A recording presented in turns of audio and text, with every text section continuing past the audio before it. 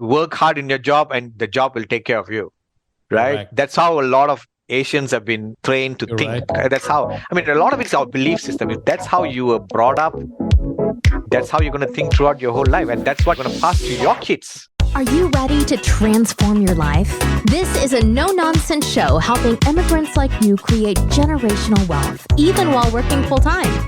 Get ready to take notes. Here's your host, Saket Jain. Welcome back, my Great to Wealth listeners. Today, we have the pleasure to talk to James Kandasamy. James, how are you? I'm doing very well, Sanket. Nice to be on your podcast. Thank you. I've been trying to connect with James for a long time. He's well known in the multifamily circle. So I thought it'll be a great guest. James, you're going to resonate very well with my audience. So thank you again for showing up. Absolutely. As we start the show every single time, we basically, name of the show could be a little misleading, migrate to wealth. We actually don't talk about wealth a lot.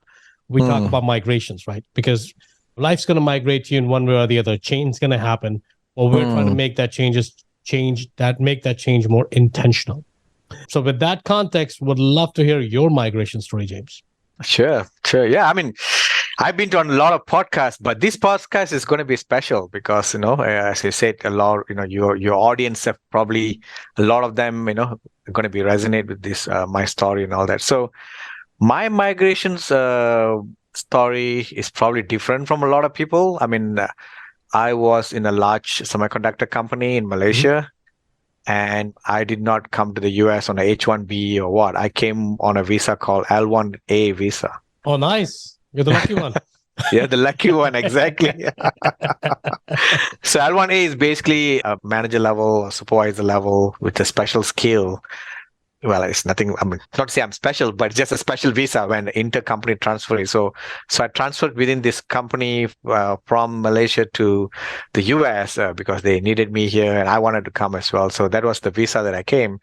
But I think when I was, beyond that, right, because I want to know why did I migrate, I guess, right? So which is a very interesting story for me because I get to tell this right now, right? So when I was in Malaysia, in Asia, it's very common, right? Every parents will tell you, you are born, you study hard, you go to college, you get a degree, you get married, and you get kids, and after that you die, right? You work hard, That's a typical assembly line. You're right. Yeah, exactly. Asian parents tell you every kids, do this, this is how your life it is. Right. If you're not a doctor, engineer, or CPA, accountant, not successful in life, you're horrible, right? So, but that's the Asian mentality, right? How our parents were taught, and a lot of times our parents are hardworking people. They are people who probably who are already rich in their country, but not my parents. We are basically from middle class, but they're hardworking people who never been in business, never even thought about migrating to another country, right? So. We are like 5 of us in the family, and I was the first one to get into college. Wow. And James, was that in India or where were you? No, it was in Malaysia. So you were born in Malaysia? Yeah, we are fourth generation Malaysia. Yeah, so we are South Indian who are fourth generation. And in Malaysia, it's very common. Everybody speaks their mother tongue because the culture is very preserved in that kind of countries. So it's a very, usually when somebody leaves the country, they try to preserve the culture because you get so much of separation from the primary culture, right? So you say you're fourth generation there? Yes. Wow. Yes, okay. Correct. Amazing. So I studied there and fully studied there except for my MBA, which I did in Australia, right? So an engineer there. My engineering degree was only $5,000, right? So, which is the common thing in the Asia, right? Education is very affordable, supported by the government, and it's not as much as over here, 200,000 above, right? 200,000 if you're lucky, if you're not becoming a doctor. Exactly. You're right. So, I was happily doing my W-2 job, never look at taxes. I remember second year of my job, somebody gave me a Robert Kiyosaki book. Nice. Right, Rich Dad, Poor Dad, right? And I read after a few pages. Yeah, go ahead. You want to say something? No, I was just acknowledging. Yeah, so what I was saying is a Robert Kiyosaki book, Rich Dad, Poor Dad. And I was like, I read a few pages of it and I threw it away. I said, this book doesn't make sense. This is more business guys. I'm never going to do business, right? And now everybody's busy working, right? When you are starting your career. And especially for me, I don't have anybody in my family to tell me this is the route you have to take. Nobody even told me. I mean, college was just like part of the path that I need to follow as for my education. But nobody even told me what course to do in my college. What's your career path? Because nobody really went to college in my family. Yeah. Right. So, but I had some people who are, from colleges who came to my school and gave some education, because they know a lot of kids in my school don't have that opportunity to get that advice of, what to do in college and all that. So that I'm grateful for them. So yeah, busy working W-2, 15, 16 years in, one of the largest semiconductor company in the world. And I came on a relocation to the US, and one of my boss over here told me, hey, why not you stay here, right? I mean, at that time, I was expecting my second child, and I was supposed to go back on the last few months before the second child get delivered. My boss said, why not you stay one more month and get the child here? At least you can get US citizenship. US citizenship. Okay. Yeah, I was thinking, I never really thought about that. Okay, let me just do that, right? So I said, okay, let's stay. So by then, I'm sorry to interrupt, James, but by then you've been in this country for about 15 years? No. I came in for like relocation. So I was still an employee in Malaysia. I was still a part of the workforce over there. I came in for like 1 year, 2 years kind of thing. So that was just a temporary relocation. Got it. And then where were you given the book Rich Dad Poor Dad? While you were in Malaysia? That was when I was in Malaysia, right? So as I said, I only read a few pages of it, and after that I threw it away. It doesn't make sense at all for me. Right. And it probably doesn't make sense for a lot of your listeners too, because as I said, it's very hard to go out of your thought process when you are full-time in your W-2 job, right? And you're so busy working. So I went back and forth on a relocation, and at some time I was so frustrated with the growth that I can get in Malaysia, because I was trying to do a startup, right? Tried to do something with the internet, and I realized the broadband penetration was so low in Malaysia. Right. Then I said, hey, this doesn't make sense. I'm hard for me to make money in Malaysia. The number of internet users is not that big. Then I realized the country is small. It's only 30 million people at that time, right? Right. When I came for relocation, one of my engineers told me, he was from Hong Kong. And he said, in Hong Kong, anybody can make money because there's so many people condensed in one location, right? So he said, just start a business, you'll become rich. I said, really? Oh, so the concept of number of people in a country makes sense when you're in a business, right? So that's where I said, okay, I have to do some kind of business other than just being an engineer, right? So I decided to come to the US. I said, there's a lot of people. There's 300 million people over here. I said, okay, let's move over here for better opportunity and unlimited growth. It's a capitalist country. And I at that time, my previous company did not allow me to come because they did not want to lose one employee, right? And I had a PR to go to Australia, I had a PR to go to Canada. I prepared everything to go to some country to immigrate out of Malaysia. But I told my current employer, I say, hey, if you should just let me go to the US, just parent company. And I mean, after some fighting battle, they allowed me to go, right? So I came to the US. As I say, I'm an engineer. And one day my boss came and told me that, you have to work here 16 years. I said, what do you mean to 16 years? Well, your kids, you have 3 kids, you have to wait for all your stock to vest. Yeah.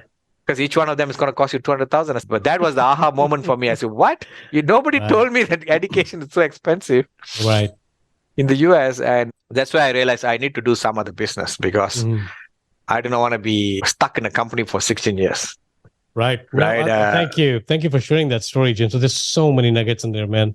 We can basically talk on that for like next 24 hours and it still won't be enough. But we're going to tease out a few things there, which I think is going to be very important for my listeners. Sure. So your journey, of course, you had the opportunity to read Rich Dad Poor Dad. As you correctly said, the book may not make sense to a lot of people because it's really a paradigm shift. And if you're not ready for a paradigm shift, the concepts may not resonate with you, right? So that's definitely one thing. I think the second thing, which was your transition, your biggest trigger, it seems, was the shock of the cost of education, which was really $5,000 in your times in Malaysia versus here, each child at least costs $200K, if not more, right? And if they get lucky with the scholarships and all, but you can't count on that. You have to account for that. And I think one of the things that kind of like, just so our listeners on the same page, the kind of upbringing that you and I had, we want to spend money on our kids' education so they walk out without debt, right? That's an important context to make sure everyone resonates with that. It's not that we want to pay. That's really, we feel like that's how we brought up, because our parents didn't put the now, although the amount was very little, but that's the concept we all are brought up with. that let's help our kids with the education. Education and marriage, I guess, is the two biggest expenses that are in our culture, right? Mm-hmm. Yeah, that's true. So the other thing is, personally, I mean, I came to the US mid-30s, right? So I didn't have the 401k or IRA. I didn't have the US money saving. Correct. So I only had $80,000 in my bank account, US dollars, right? Because I was always paid in Malaysian dollars, and I came like recently. I only came like 10 years ago. Now it's 13 years, right? So 2010 is when I first came here. So I'm a recent migrant. I reach out without any money. You know, my parents are not rich. I'm the sole breadwinner. So I didn't have a lot of money. And I was like, oh my God, I moved to this country. I brought my entire family with very little money. And I thought I'm going to build for my house mortgage. Now I realize there's another big expense, which is the education, right? So that day I was thinking, okay, I have to do something else. I cannot be just working my W-2 job because it's going to be a big, and I do not want to be stuck to a job for 16 years because now you are a slave to the job. It's called the golden handcuff. Correct. Right. So, and they put that stock vesting and all that's golden handcuff, right? That's the reason why the company gives vesting stocks, right? Compared to a pension. They know it. They're smart enough to keep you hanging there, right? So, so now let's talk about your transition, because I know you do syndications right now. You're a very successful operator in multifamily arena and new development, other things that you do. Help me. So you made a decision you want to do business. How did you pick real estate as the asset class at that point? Did you have already real estate beyond your single family primary residence, or how did real estate come upon? Yeah, so coming back from the aha moment, right, that night, right after my boss told me to look at 16 years, I was like talking to my wife, what should we do? Then I started, okay, so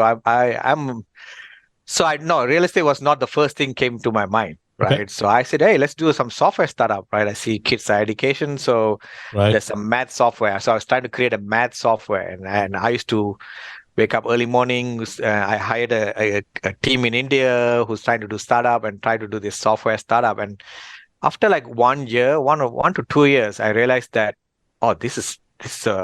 it's a huge task to take on, one person trying to do this huge software startup. And I also realized there's a lot more people who are better than me in terms of software that's coming. These are big companies coming with the same math education. If you know this IXL and all that, they all came. Yeah, that's the time they were launching. And when I look at my software, their software, okay, that's the day I decided I'm not going to do this software because one person can't create this nice of a software. Right. And without big investment, without a lot of startup costs. So that's one thing I did. And we talked about other options. And, my wife was telling me, hey, we used to be lucky with our real estate because even in Malaysia, we bought a distressed house. Even our primary house, we don't buy the normal house. We said, hey, why not buy a house that need work? And we do the work and we usually get good money out of it. So we did twice after we got married and we were successful. Then why not we try real estate because it seems to be working out. So that's where I said, okay, let's do real estate. And I had a friend, my engineer friend, who told me, he buys rental houses every year and he makes 9% per year. I said, wow, 9% per year. That's a really good money, right? Yeah. And it was 100,000 at that time per house. I said, 100,000, 9%, that's not bad, right? If you put 20,000, you can buy. So I had a short chat with him. He said, yeah, this is how you do it. And I started looking for houses. Yeah. So that's how I got started in single family rentals. I started buying houses. I had $50,000 savings and I bought 13 houses. So there's a secret. There's a secret to it. People are going to say, how did he get 50,000, 13 houses? And but that was a true story. I mean, I started with $50,000, but how I got 13 houses. We can go into details if you want to talk about that. What year was this? This was about 13 years ago. So this was post 2008 crisis. Post 2008. Yeah, this was 2010, right? So, my houses, I didn't buy in 10,000, 15,000. I bought it for, the values of houses like 150, 100,000. That's the value. But I used a double closing techniques, right? To build equity. I did direct marketing to sellers. I got the house so cheap and, we fix it up. We do another loan, then we get back the money. So we were rolling the money. So from 50,000, we went up to like almost 400,000 of equity with single family houses.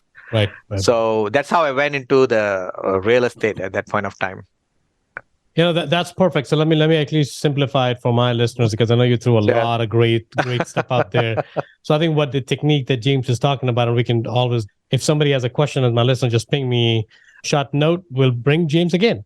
But for everyone's understanding, we were trying the concept that James is talking about is really leveraging your money, making a closing, right? And buying something that's cheap, which has a little bit of equity built into, and then right after the closing, pull that equity out and then use the same equity to buy additional house, right? So it's basically rolling that $15,000 multiple times to create the equity. James, is that in a simplistic fashion? Not exactly. So what you do is you buy a house below, the magic number is 67% of after repair value. Right.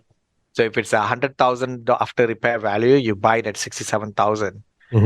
Total purchase price. So you may buy it for 57,000. You have 10,000 of rehab. So the magic number is 67%. So when you do double closing to another loan, which is at 25%, you basically can pull out all your money you put in the second time. So it takes a 1 year process. So you have to close on the house, you have to remodel it, and then you have to rent it for 1 year. At the end of 1 year, you can cash out that money to another deal, to another loan, and then you can take out that money. Perfect. Right? So you don't have to even wait for 1 year. You wait for 3-4 months, you can do another loan.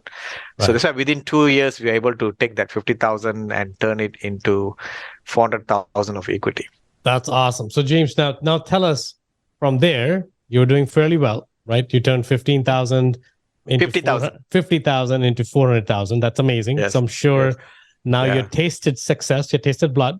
What happened after that? Because you're not doing that anymore. You started doing bigger deals. So how did that migration happen? Yeah. Not only I tasted blood, it was a big aha moment that in this country, a guy like me immigrated to this country I'm a different color from everybody else, I guess, right? And I was buying from normal population. Right. So there's a big revelation for me that I can do this in this country, right? There's no limit in this country. That's one of the best things in the US, right? There's no law that preventing anybody from creating wealth. Correct. I think there is no law, but there's limitation in your head, right? Limitation, That's what will prevent you from being successful in the material terms and other ways as well. It's really our limiting beliefs, right? That and I came in this country, I'm pretty sure you had the same thing. I'm like, I don't know anything. My parents are not rich. I don't have money. I don't know how to do it. I don't even know how to ask. So let me just continue working 9 to 5. I'll be fine, right? And then, of course, these moments of time where you have an aha moment, you realize I need to think differently. And that shock sometimes, I believe, is very necessary, because once you're shocked, now you're ready to look at something differently. I think in your case, it was the cost of education. Exactly. And then you bearing the responsibility, and then you started looking at different ways, because those ways were always in front of you. Robert Kiyosaki came in your life. That book came in your life several decades ago, right? Ahead. But you chose not to read it because of whatever mindset you had at that time. Now you're kind of funny enough. You're doing the same thing. You started doing the same thing after that, because those are some of the techniques that he talks about. Now, with Kiyosaki's book, he doesn't tell you how. He tells you what. So you still have to cross that bridge. I think in your case, you had a friend and all that. So that's amazing. So now tell us your journey into the world of bigger deals. Bigger deals. Before that, I want to cover something that you covered, which is, the revelation and the mindset and all that, right? It's not only the revelation, right? I mean, everybody would have got hit with some big aha moment, but your network of influence is very important.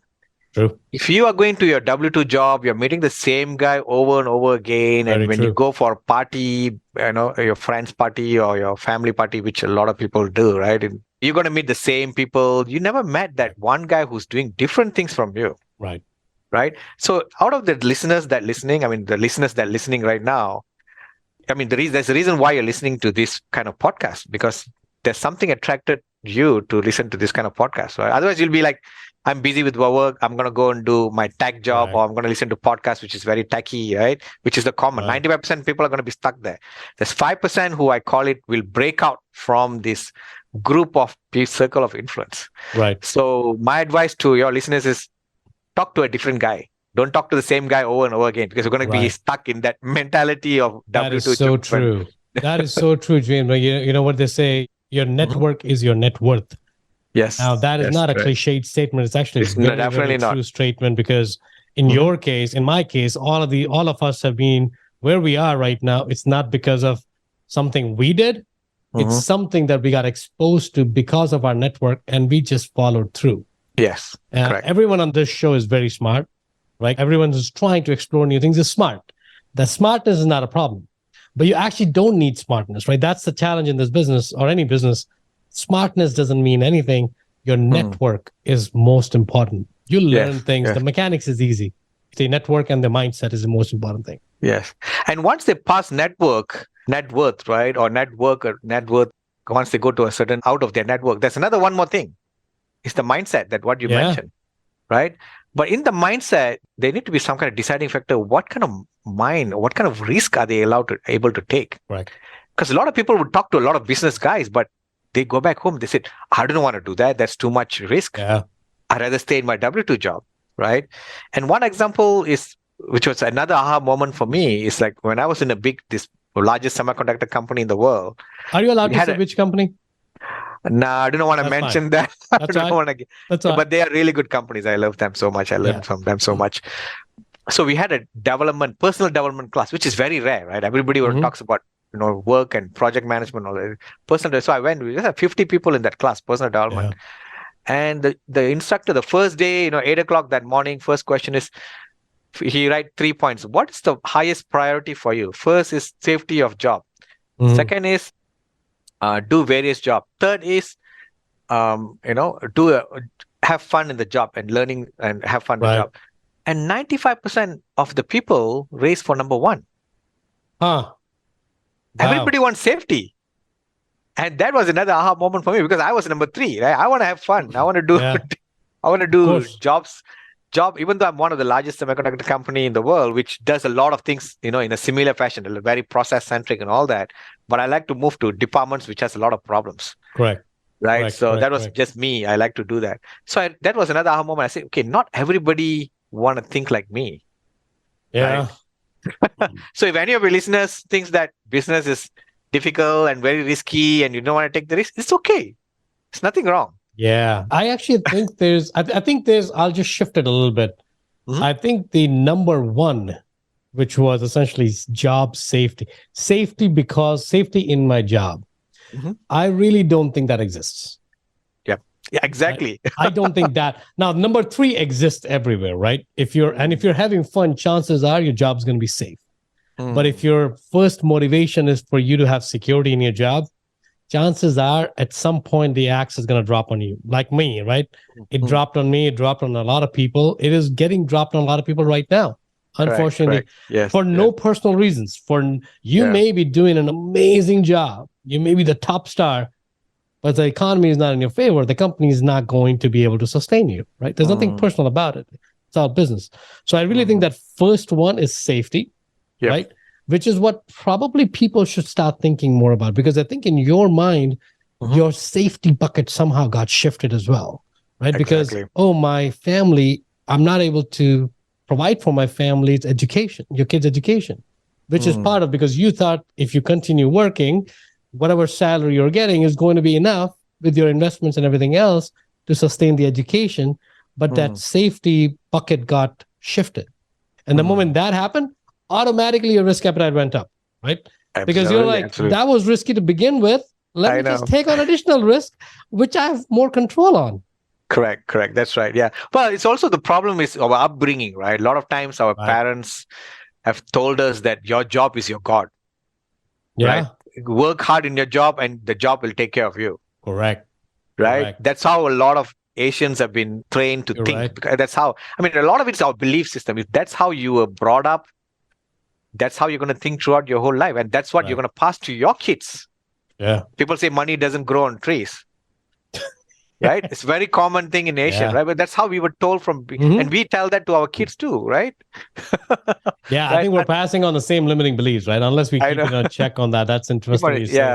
So unless there's an external factor come in, there's a book that you read, or you listen to this kind of podcast where somebody like me or somebody like you telling completely different things. Right.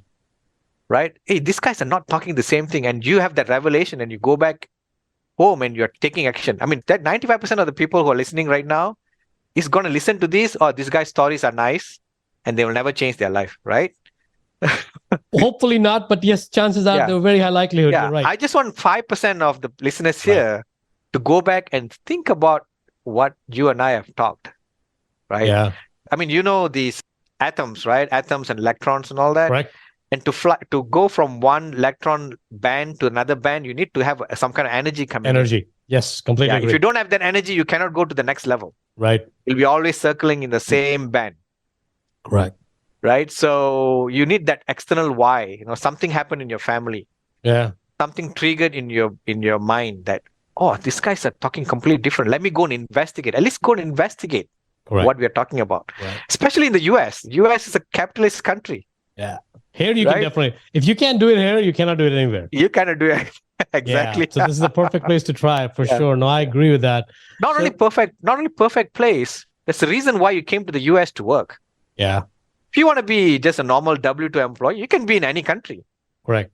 Correct. Right? I mean, yeah, of course, the exchange rate and all that, but you're giving up your family life and all that. But there's a reason why you came here, right? And you should capitalize on the largest resource in the US, which is not working in a tech job.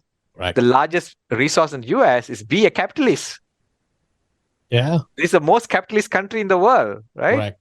Correct. And they encourage capitalism. It's not like they don't, right? Oh yeah, they want smart people to be given capital so that they become, Right. they create jobs and all that, right? But you have to take that initiative and you have to understand that fact where you are. And I mean, as I said, 5% of these listeners is going to do something today, Right. which I really want them to do because I want to inspire people, and I've inspired a lot of people out there. People see us successful. They see me in Facebook. They say, wow, this guy, is a tech guy. He's doing, multi-million Looks like dollar me, deals. talks like me. Yeah. Has similar backgrounds. Yes. Yeah, I know. I completely agree. And I'm happy with that because I go to conferences, people come to me, they tap to me, James, you inspired me in that podcast. I said, Right. okay, I never met them, but I'm happy that I do that. And I want that 5% to come up over here. So I don't know where did I drag on, but let's go to the this next is perfect. question. This is actually perfect, right? This is what this podcast is about. It's not about sharing the mechanics because I know I can get step 1 to step 10 within 5 minutes of your time. But I don't think it's the most important thing. The most important thing is the push, the extra energy, right? We want to cross the next boundaries, right? So that extra energy. So those conversations were great. Those discussions were great. James, I do want to ask you, because one of the very key things what you did in your life is you wanted to play big, right? You could have stayed in the single family area. Your 400 could have become 800. Your 800 could have become 1.6 at some point in time. You had the recipe sorted out. You had the network and you have the success and the experience, right? So why did you pick to play in multifamily or new development? So yes, everywhere we are getting limited, right? So when you have limitation, you want to think about how do I go to the next level? Yeah. Right. So when I had limitation in single family, I mean, everybody can buy like 10 houses probably. Sure. And if you and your wife work out some kind of things, you can buy about 20 houses. But there's a lot of limitations to that. Your time becomes very critical, right? Because now you have a lot of houses to manage. Right. And you're managing yourself. So time was a big factor. So I moved to multifamily, which is more than 5 units. We started with 45 units. We started 174, 346. Now, we used to own like 4,000 units. And now we own like 1,500 because we sold quite a number of it, right? So, but we're also doing a lot more larger deals right now in terms of land development, ground up constructions and all that, right? So, yeah, you always want to challenge yourself. Otherwise, your life is too boring. I agree. Yeah. Right? After you make $1 million or $2 million, are you going to get a 5-tire car? Are you going to go to a different grocery store than the millionaires? There's no other grocery store for millionaires. Correct. Right? Correct. So life doesn't improve in exponentially after $2-3 million. Yeah. Right? So what is the next step, right? You need that thirst in yourself. Right. People talks about retirement, but retirement is boring. Retirement's for, people who don't have any vision or any passion in them. Right. For me, we want to do something big. We have a 501c3 foundation, which helps the third world country kids. We have like 450 kids. So we are focused on making that into 1 million kids. Right. So we have to push ourselves to achieve that goal because, I mean, I'm sitting in my office. It's a 6,000 square feet office. We have like 50 people working for us. We were happy working from home because we were making millions of dollars. Less overhead. Yeah, less overhead, millions of dollars and all that. But it's like, we can't grow to our foundation target if we are just working from home. Yeah. And we said, okay, we have to go and get an office. We have to grow the company. We have to get more people working under so that we can. So that's the end goal, I would say. Yeah. The end goal is not to be wealthy or rich. As I said, after $2-3 million, you can't get wealthy anymore. Correct. No, I actually love that, right? Because I think one of the things that you and I resonate very well with, my goal and my wife's goal, both of our goal is to support K through 12 education of 100,000 kids in India on a sustainable manner, not through donations, through investments by 2030, right? And that is the big why. Everyone, like if we were to say that, we just want to have a comfortable life and take $100,000 vacation, we can do it today. Anyone can do it today, right? Because there's enough money available that you can make today to get there. But what are you going to do after 1 or 2 vacations? You're going to feel pretty empty, right? As you said, you got to have a why that's bigger than you, hopefully.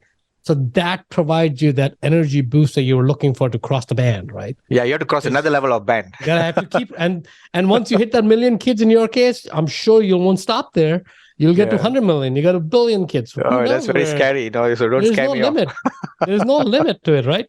Because a guy like you and I, we won't stop at just accomplish our goals because our life doesn't end, right? We need something bigger. We need an impact which is bigger than that. Yeah. Well, James, I want to be respectful of your time. I love this conversation. I think it's amazing to hear pretty much myself because I think my listener is getting bored, but for me talking about this stuff, so it's good to hear from you as well, which is similar concept that we're talking about. So we will shift gears a little bit. There's 2 questions that we end with usually. The first question would be, of course, you'd had a very interesting life. I would say call it interesting. There's ups and downs, like anything, like anyone. No, there's a lot of downs. I don't want to sound flowery or easy. This is nothing easy. We make a lot of mistakes. Nothing in life is easy, right? Nothing in life. It's supposed life's not supposed to be easy. Life's supposed to push you, and which is what life is doing for everyone. Now, what would you want to tell your younger self, right? Because let's say the guy who got the Rich Dad Poor Dad 15, 20 years ago after you took the action, what do you want to tell that guy when he was pretty innocent and naive? Kind of like because of the exposure he or she had. What would you want to tell at that point of how to look at migration in life? So, I mean, say when I was young, I never thought about migrating out of my country. Never thought about it, right? So, as I said, none of my family members, passed college and they have never migrated. And but what I would say is migration is not. It's not really a need that I have to migrate, but I know that was out of necessity and out of drive and all that. But you can do this anywhere, right? But what I'm saying is you should try to get out of your network. Go and talk to someone else who has different ideas. Right. Get a mentor. Maybe at an early age, get a mentor from somewhere else who can mentor you through life. It can be a family members or someone else. I mean, even my kids or what, I know we have to tell them something different from what they listen from the normal traditional parenting messages, right? So that's what I would have tell. I mean, if someone would have guided me better in the earlier part, we probably would end up in the same place. I wouldn't have changed my life anyway. It would have been a much more thoughtful discussion to have very early in the game. Of course. No, that's amazing. And James, what is your one wish and desire for humanity to migrate to?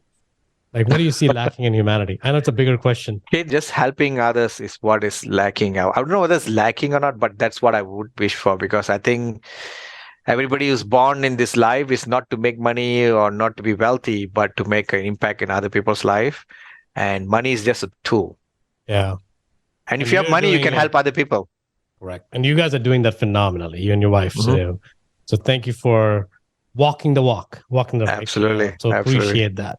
So James, I am pretty sure after this insightful conversation, the listeners want to get in touch with you. So where can they find you, my friend? My email is james@Achieve Investment Group. Achieve is like ACHIEVE, Achieve Investment Group. Come to my website, Achieve Investment Group. Just subscribe to our newsletter. And our newsletter is being read by almost 4,000 people every week. Wow, so, that's amazing. There must be something good in there. Absolutely.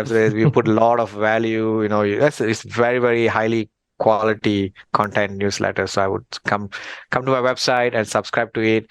And if you want to get one of my book, it's called Passive Investing in Commercial Real Estate. If you see here, you can go to passiveinvestinginrealestate.com, passiveinvestingrealestate.com. You can get the book for $4.95 shipping or what, but it's the same book being sold in Amazon for $20. And It's a you can go to discounted book. That's awesome. Absolutely. Yeah. Yeah, get that book. You can read about how to invest in commercial real estate. One of the way for you to create wealth while working in a W-2 job. Yeah, that are the ways for you all to get in touch with me. Awesome. Well, James, thank you again for the insightful conversation, for sharing your wisdom, sharing your insight. We really, really appreciate that. And I would love to have you back on the show. We'll take that offline and have a conversation about it. Absolutely. Awesome. Perfect. All right. Thanks, Thank you. James, buddy, thank you, man. This was actually a great conversation, man. Okay, good. Of course, we took it in a direction which is where I wanted to take it. You naturally went there, which is perfect. Yeah. I think you did well stopping me so that I don't divert from topic, right? Sometimes. Well, that's fine. You got so much wealth of knowledge in your head, man. Yeah. What are you gonna do? Yeah. So, James, I would love to maybe connect with you again. I'll drop you a note and I'll send you my calendar link. If you don't mind, pick a time that works for you. I'll work around your schedule.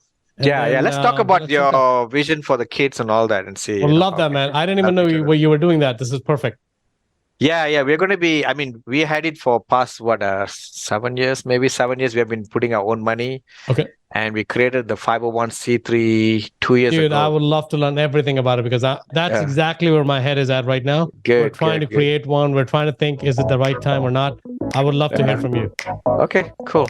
Awesome, yeah, buddy. Set up sometime. We'll talk and see. Will do. Take care, man. All right. Thank you. Bye. If you got value from this episode, you might consider sharing this content with a friend. But most importantly, be sure to take action on what you've learned. One way you can take the next step is to connect directly with Saket on an investor call. That link is waiting for you in the show notes below. The content of this podcast is for informational purposes only. Please consult your own advisors when making any investment decisions. Keep listening. We'll see you on the next episode.